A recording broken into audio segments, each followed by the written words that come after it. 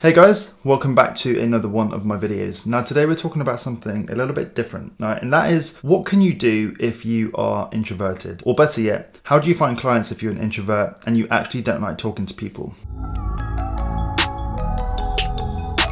Now this might sound a little bit weird, but actually I know that there is a lot of introverted people out there that watch my channel. And I hope you don't mind me saying this because I'm actually an introvert myself. Like in reality, I really don't like talking to people. I kind of get a bit anxious if I'm pushed into a sort of brand new social situation, or if I have to go off to a networking event or even business meetings sometimes. You know, I get a little bit anxious about it. And that's just me, that's just the way it is. But I know that there'll be people out there that can completely relate to this. And you're probably thinking, well, how the hell am I going to start a business, or how am I going to run a profitable business if I don't like talking to people, or if I'm introverted, if I don't like taking sales calls, if I don't like sending emails, if I don't like doing cold calls, whatever it is. I just want to let you know that it is possible because I have built a very good, successful business within web design over the past couple years, and I am an introvert. Okay, so that's what we're going to be covering in today's video. What are your options? What can you do if you're introverted and you really kind of don't like talking to people? How can you be successful and find new clients for your web design business? Let's go. Okay, so you now know that I am an introvert. And actually, on the surface, I've just said I don't really like talking to people. Now, don't get me wrong, I don't dislike or really hate talking to people. I'm actually quite a social creature. But the thought of talking to somebody new or being put into social situations with people that I've never met before, that is what makes me anxious. Also, I'm not really a fan of using the telephone. Never have been, probably never will be. There's been multiple times now within my career where I've had to use the phone. I've had to call clients, prospects, cold calling, all of that stuff, and I thought maybe using a telephone would get better, but it hasn't. But all I can do is deal with that. Okay, so first of all, if you are someone like that, I just want to say to you that it doesn't really ever get easier. There'll always be probably a fear or a dislike towards whatever that is. But what I want to say is it is still possible to build a successful business. Now, the bottom line is you can't really go through business. You can't build a web design agency and a business by yourself as well without having to speak to people. Okay, it's just impossible. Right? It won't happen. All right, so we're going to be talking in this video how you can actually utilize some methods that you perhaps will be more comfortable with to build a business, start signing up clients, communicating with clients, taking sales calls, that sort of thing. Because these are all things that I've done within my business, and guys, it works. So before we get into it, I just want to touch on the whole concept of cold calling. Now, there'll be people out there that believe that you can't have a business without cold calling. And if I'm honest, I think they're wrong. You can actually have a business without ever cold calling, because there was a period of time within my business where I didn't cold call, okay? And I managed to sign up clients, managed to engage in conversation, whether it was via email, still managed to book in discovery calls with them and have a conversation on the phone. And yes, albeit it was very scary, but it was still possible, okay? So cold calling specifically is when you are calling up a business, they've never heard of you before, you've never spoken to them before, and you want to ask whether their website is going well, and you essentially kind of want to pitch a meeting or see whether they want to have a conversation with you about their website, so you can then go on to try and sell to them. Because that's in a nutshell the premise. Now, and there's a lot of people, myself included, that don't like doing that, right? So it is possible to build a business without ever cold calling, but it's a lot more difficult, right? Now, if you are introverted and you don't like cold calling, that's fine. I just want you to be prepared that it is probably going to be a much slower process for you. And the reason for this is when you are calling a business, you can get an answer and a result pretty bloody quick compared to sending an email or sending a follow-up sequence. That process takes a bit longer. If you have spoken to a prospect, whether they've said yes or no, you've got a result. So that's why cold calling is great. Now, this is a video based on introverts and you not liking talking to people, right? So the chances are you're probably not going to want to cold call. And you honestly recommend that you do give cold calling a try, and you can't really knock it until you've tried it. You can't say that you hate it or it doesn't work or anything like that. You'll never really know how effective it could be for your business until you've actually tried it. And if you're sat there thinking, well, I'm terrified, or I'll be crap at it, or I'll mess it up, if that's the case, it doesn't matter. Okay? With every cold call that you make, every conversation you have with a business owner, you will be getting better. You will be building confidence in yourself, the way that you communicate, the way that you can sell your services. Everything like that will improve. Okay, so that's why I recommend that you try cold calling. All right. If you don't want to do that just yet, let's get into what you can do in order to start growing your business. Okay, so what options do you have as an introvert that does not like talking to people to grow your business? Now, the first thing I've I've already mentioned is emailing. People say emailing is dead or email outreach is dead. I disagree. I think email outreach is incredibly effective as long as it is done right. Okay, so if you are going to email a business, you want to improve your skills within writing emails and personalized lines. Okay, and the reason for this is every email that you send to a potential business that you want to work with, you want to make sure that you give them the impression that they are the only business that you've reached out to. And the best way to do that is to use the business owner's name. So you'll have to go and find that. Use a personalized line, so something that is personal and only relevant to this business that perhaps is impressive or you personally like the look of and made that business stand out. Put that in the first line with an email, because already if the end reader or business owner is reading that line, they're going to know that you've done your homework and they're probably going to continue reading the rest of the email. If you use a copy and paste template of any sort that everyone's sending out that is very generic, not personalized at all, and you're not even using the business owner's name, you're honestly not going to get anywhere. So if you are going to utilize email outreach, make sure that it's fully personalized. When you're doing this, you want to be giving them some help and advice. So the chances are you've stumbled across their website and something is wrong, or it doesn't look great, it's out of date, whatever the reason is that you feel like you can help them. You want to be giving some value to them. Give them some value, help them, and then if they like what they hear and what you have to say, the chances are they'll reply to you and you can go to book in a call with them. The other approach that you're probably aware of is social media, right? And a lot of people do utilize this, but maybe don't do it in the right way. Now, when I utilize social media, the best thing to do is find a business that you want to work with and just engage in a typical conversation with them. Now, I know that you are introverted and you probably don't like talking to people, but you're not a robot, okay? Yes, you might be afraid of social situations, but you can still talk to people, and you'll probably find that you're actually much better at communicating via message where you've got time to think about your response or what you're going to say. So when you are reaching out to businesses, the best thing that I like to do is keep it conversational. And if you're going to send someone a message, keep it real nice and short and just say something like, "Hi, can I ask you a question?" All right, that is that simple. Now, the idea here is for that business owner on social media to respond and say, "Yes, go ahead." And then you can start asking them about their website. Okay, you can engage in conversation with them just as you would if you were to meet someone outside. If you were going to have a conversation with your friend who you were comfortable with, the same thing applies. You just keep it completely human and just have a conversation backwards and forwards over message. The reason why this does work so well is because you do have time to see the message, absorb it, think of a response, and then respond. If you are that nervous about talking to people, this method is going to work very, very well for you. Okay, the third thing that you can do that I did in the early days of my business, and actually I still do now, is utilize Loom video. Okay, so I'm on video now, I'm talking to you, but actually when I got started, and I guess on some level still today, it's actually quite difficult talking to a camera. So I do recommend that as soon as you possibly can, you start recording yourself and getting used to talking on camera, because that is going to transition into your Loom video outreach. Now, Loom is a tool that allows me to record my screen. So I'm looking down because my laptop's here. It allows me to record my screen. The camera comes and faces on me, and I'm able to directly communicate with the person. I can share with them any value that I've seen on their website. I can share with them how they can fix it and what improvements they can make. And then at the end of a Loom video, I can offer them a quick 15-minute call. I can suggest to them that I've got plenty more ideas that I'd love to share with them. Would they be happy to jump on a 10-15-minute call? I won't take much of their time. All they have to do is click the link, which will be a Calendly link. It links through to my calendar and they can book in directly with me. Okay, this worked very, very well and still works very, very well today. Now, if you're thinking, well, God, I don't want to record my screen and be on camera because I'll mess it up, what you can do is turn the camera off, right? And that's actually something that I did in the early days. I was still able to utilize this Loom strategy where I was able to do something a little bit differently, record my screen, give value, invite them onto a meeting, all while not being on camera. Okay, so you can turn the camera off in the Loom settings. It will give you a little icon down in the bottom of the screen and you can still do what you need to do. The other thing that's great with Loom is if you do happen to mess up,